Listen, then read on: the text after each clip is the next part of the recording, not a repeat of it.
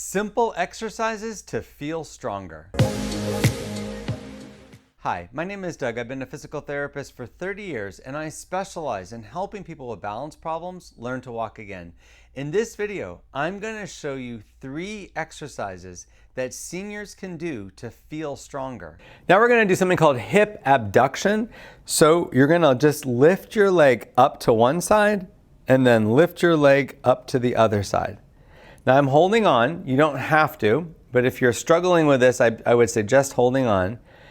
And I'm not leaning. I'm not trying to lean right and left. There's another exercise where we do that, but in this one we want to try to stand up nice and straight and really lift our legs up to the side because that works the big hip abductors, which are the muscles on the outside of the leg. What those muscles do when we're walking is that's what holds you upright when you bring your other leg forward. So while you're moving one leg forward, the iliopsoas or the hip abductor muscles are contracting to keep your body straight so that you don't lumber side to side. Also, this exercise works the muscles that we use when we're stepping to the side. So if something happens and we have to quickly step to the side, you need strong hip abductors to do that. And again, I'm not leaning. If I'm getting tired, I could sit down. At any point in these 2-minute exercises, feel free to rest. I know I'm going to say that a bunch of times while you're watching these, but it's always good to rest as much as you need to. Don't overwork yourself. For you to see improvement, you just want to do a few more reps every time you repeat these exercises. So I'm just lifting my legs up to the side. And it can get pretty tiring. So if you want to stop and rest right now, you can. I've been practicing these to film these, and I can tell you my muscles are getting kind of sore, lifting my legs up to the side. And it's one of those exercises you don't want to overdo it. If you overdo this, it can lead to a fall because you really do need these muscles to balance yourself. But that's also why it's good to exercise them. Just a couple more here, and our last one. Here, next exercise is pillow squats. I recommend having a cushion or 1 pillow or 2 pillows. The more pillows you use, the easier the exercise is. You're going to sit on the pillows with chair in front of you, cross your arms across your chest, and you're going to lean forward and stand up. Now I'm doing it without holding on. This would be the goal for most of you at home. I don't think most people should do this for a full 2 minutes. You should rest as often as you want. You could do 2 or 3 reps and just stop. You could do 10 reps and then rest for half a minute. However you want to do it, just keep trying for the full 2 minutes. Now, if you're struggling with that, it's actually fine to push off here.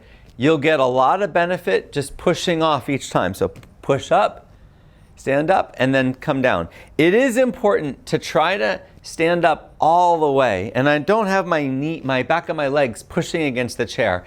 Don't do that. If you're doing that, just push with your hands a little more. You could also use the chair in front of you.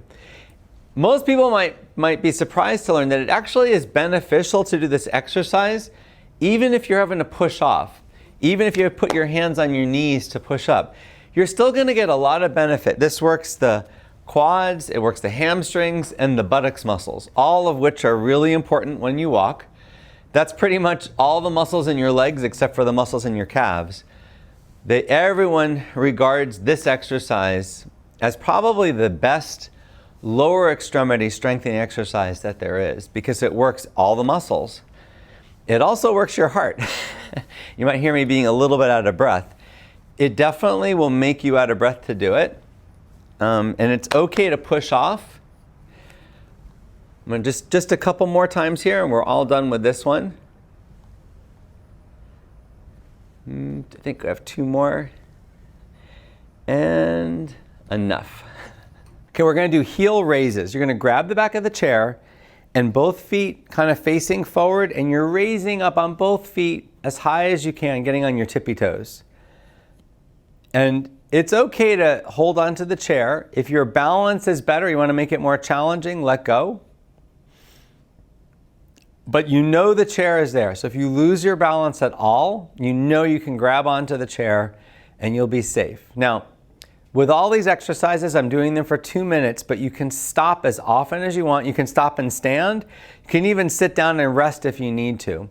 Try to get back to doing it again before we're done. Try to exercise for the full 2 minutes, even if you rest, even if you slow down or stop.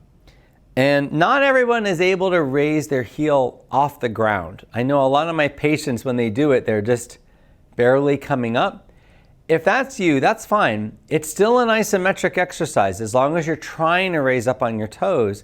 And sometimes when you're really weak, doing an isometric a few times is how you can get that strength back again. Most people can recover their strength in their ankles. They just give up very easily and they don't try. The only way to get your strength back is to do repetitions and sets. So even if it's an isometric where you're just squeezing the muscle, just trying to contract the muscle, as long as you do that, for maybe 5 or 6 reps and then rest a little bit and then try it 5 or 6 more, you're going to see an improvement. And after a while, you'll start to be able to have that motion again where you're raising your heels off the ground. The higher you go, the harder it is. And if you want to make it more of a balance exercise, you can let go and try to do it without holding on. But it's okay to hold on with one finger or both hands. We're just about done. Just a couple more reps here for you to do. And that's the last one. I hope you found this video helpful. Click the subscribe button if you want to see more videos like this.